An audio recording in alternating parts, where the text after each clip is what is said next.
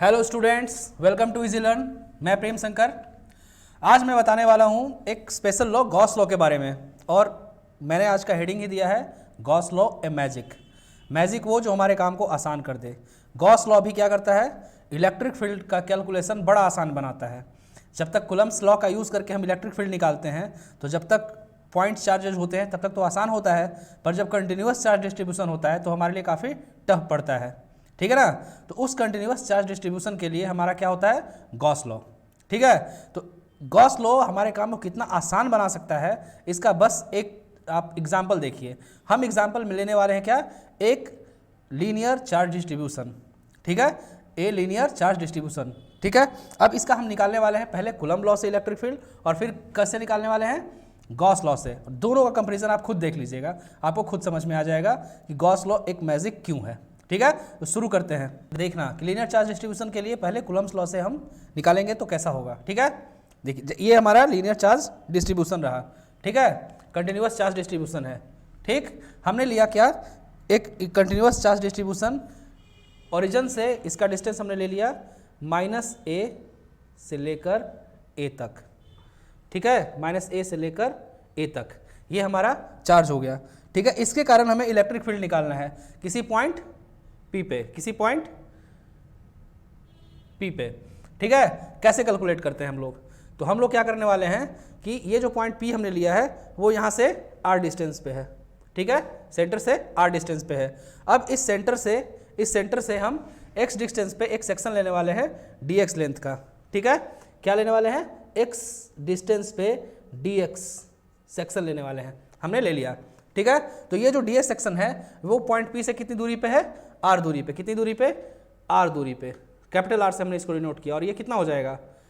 r square plus x square हो जाएगा ना। अब इस पॉइंट P पे इस dx सेक्शन के कारण, इस dx जो हमने सेक्शन लिया उसमें कुछ चार्ज है, उसके कारण यहाँ पे P पॉइंट पे इलेक्ट्रिक फील्ड हम निकालेंगे। ठीक है, वो जाएगा इस तरफ, उसको हम डिनोट करते हैं DE से। ठीक है, ये जो P पॉइंट्स के साथ ये था, ये एंगल बना रहा था। कितना एंगल बना रहा था? Theta angle. ठीक है, तो लाइक वाइज इधर भी क्या बन जाएगा? यहाँ से एक थीटा एंगल। ठीक है, तो इस डी का दो कंपोनेंट हो जाएगा, एक डी वाई डायरेक्शन में और दूसरा एक्स डायरेक्शन में। ठीक है, यहाँ भी एंगल कितना बन रहा है? Theta angle. यही हमारा अरेंजमेंट है और इसी के लिए हमको निकालना है। तो पॉइंट P पे कितना इलेक्ट्रिक फील्ड होगा इस dx सेक्शन के कारण? तो सिंपल है, आप जानते हैं कि किसी पॉइंट चार्ज के कारण, किसी स्मॉल पॉइंट चार्ज के कारण किसी दूसरे पॉइंट पे जो इलेक्ट्रिक फील्ड होता है वो क्या होता है? 1/4 pi epsilon Q upon R square. ठीक है, इसी का यूज़ करते हुए हम निकालना शुरू करते हैं। ठीक है, तो हमने निकालना शुरू किया। ये देखिए, हमने पहले डी कंपोनेंट लिया। अब चूंकि डी का दो कंपोनेंट है, डी वाई और डी एक्स, तो इसके साइमल्टेनियस अगर इसके सिमेट्रिकल दूसरा अगर कोई डी एक्स सेक्शन इस तरफ लेंगे तो उसका भी जो डी कंपोनेंट आएगा वो क्या जाएगा? एक उसका वाई कंपोनेंट होगा और एक उसका एक्स कंपोनेंट होगा। तो ये एक्स और इधर का एक्स कैंसिल आउट कर देगा, तो रिमेनिंग क्या बचेगा हमारे पास? सिर्फ डी वाई। तो अगर वाई डायरेक्शन में हम निकाल ले तो हमारा पूरा इलेक्ट्रिकल फील्ड निकल जाएगा। तो हमने डी वाई लिया है। अब आप बाकी ये क्या है? सिंपल मैथ्स है और इंटीग्रेशन है, आप देखते जाइए बस। कैसे हमने डी वाई लिया, कॉस थीटा लिया, डी वाई क्या हो जाएगा? D cos theta. फिर हमने कॉस थीटा का वैल्यू पुट किया, इंटीग्रेट किया -a से लेकर a तक। ठीक है, और हमें निकल गया ई वाई का टोटल वैल्यू। तो ये जो इंटीग्रेशन है वो बहुत लंबा जाता है, देखिए कितना जाता है। ये हुआ, फिर इसके बाद हमने और भी देखिए सॉल्व करते जा रहे हैं। ये इंटीग्रेशन है, आप आराम से देखिएगा, ये बिल्कुल आसान सा ही इंटीग्रेशन है पर बहुत लंबा है। बीच में सब्स्टिट्यूशन वगैरह भी है तो सोचने में भी थोड़ा टाइम लग सकता है, कोई बात नहीं। फाइनली जाके हमारे पास रिजल्ट आता है इतने लंबे इंटीग्रेशन के बाद, क्या आया? Lambda upon 2 pi epsilon not r।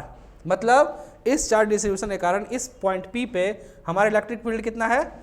Lambda upon 2 pi epsilon not r, जहाँ लैम्डा क्या है? लीनियर चार्ज डेंसिटी, मतलब चार्ज पर यूनिट लेंथ।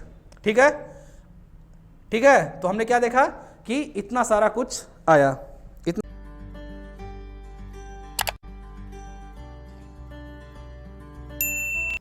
देखते हैं गॉस लॉ, इसी फील्ड को कैसे गॉस लॉ से हम कैलकुलेट करते हैं।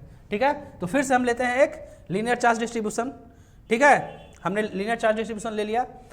अब इससे r डिस्टेंस पे हमने एक पॉइंट P ले लिया यहाँ पे भी, ठीक है, यहाँ भी क्या किया, सिंपल एक P पॉइंट ले लिया। अब हमको क्या निकालना है, इस P पॉइंट पे हमारा हमको निकालना है, ठीक है। तो ये पॉइंट P जो है, ये जो पॉइंट P है वो क्या है, यहाँ से r डिस्टेंस पे है, ठीक है। अब इससे पास होता हुआ गॉसियन सरफेस हम ड्रॉ करेंगे और फिर हम निकालेंगे इलेक्ट्रिक फील्ड। हम क्या करते हैं गॉस लॉ में, एक गॉसियन सरफेस लेते हैं। हमने यहाँ एक सिलिंड्रिकल गॉसियन सरफेस लिया है,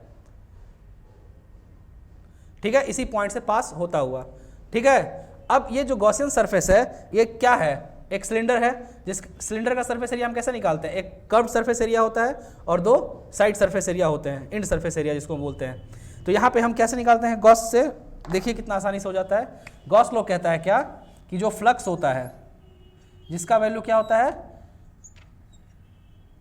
E डॉट ds, ये क्या होता है, 1/ε0 time charged enclosed in Gaussian surface, simply. अब यहाँ E डॉट ds है इलेक्ट्रिक फील्ड और एरिया वेक्टर दोनों का डॉट प्रोडक्ट।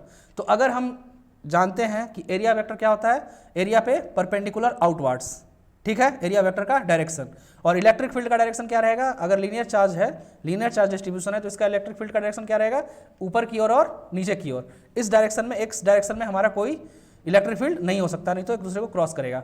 तो अगर हम देखें कर्व सरफेस के लिए, तब क्या हो जाएगा, ई का डायरेक्शन और ds का डायरेक्शन दोनों एक ही तरफ होगा, आउटवर्ड्स, तब तो वहाँ 0 डिग्री का एंगल है, ठीक है। लेकिन बाकी इंड सरफेस के लिए E का डायरेक्शन और ds का डायरेक्शन दोनों क्या है, 90 डिग्री है, तो क्या हो जाएगा, 0 हो जाएगा। तो सिर्फ हमको किस लिए निकालना है, कर्व सरफेस एरिया के लिए। तो हम क्या लिख सकते हैं, E हमको नहीं पता है, ठीक है, और ds का वैल्यू क्या हो जाएगा, जो कर्व्ड सरफेस एरिया होता है 2πr into length of the cylinder, ठीक है, इक्वल टू 1/ε0, और टोटल चार्ज इसमें कितना इनक्लोज्ड है, तो वही लेमडा इंटू एल हो जाएगा। लेमडा क्या था, पर यूनिट लेंथ चार्ज।